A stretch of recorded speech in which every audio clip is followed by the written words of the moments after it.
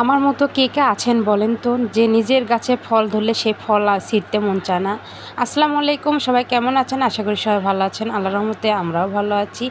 আমার যে কোনো ফলের গাছে যে কোনো ফল ধরলে কিন্তু আমার ছিঁড়তে একদমই মন চায় না, কিন্তু আমার ছেলে ব্যতিক্রম, ও বোঝে না।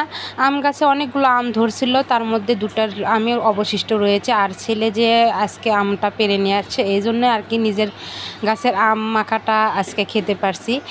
আর এই তো আমটা নিয়ে আসার পরে আমি খুব সুন্দর করে কুচি কুচি করে কেটে নিয়েছি। তারপরে এখানে কাসুন্দি, চিনি, শুকনো মরিচ, লবণ আর সরিষার তেল দিয়ে একটু মাখবো।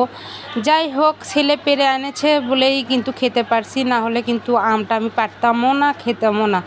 আমার কিন্তু খুবই খারাপ লাগে নিজের গাছের ফল এভাবে ছিঁড়তে, কিন্তু আমার খুবই খারাপ লাগে। আর এটা খুবই মজার আম ভর্তাটা করে ফেললাম। আর আমটা এত সুন্দর মিষ্টি, আর মানে যে কাশ্মীরটা আমের মতো গাছ যে, যাই হোক ভালো, আমটা মাখাটা অনেক ভালো ছিল। আপনারা সবাই আমার ভিডিওটি বেশি বেশি করে লাইক কমেন্ট শেয়ার করবেন, আর পেজে এবং চ্যানেলে কিন্তু অবশ্যই আপনারা ফলো দিয়ে রাখবেন। যাই সবাই সুস্থ থাকবেন, ভালো থাকবেন। আর এই ঝোলটা কিন্তু খুব মজা লাগে। সবাই ভালো থাকবেন, আল্লাহ হাফেজ।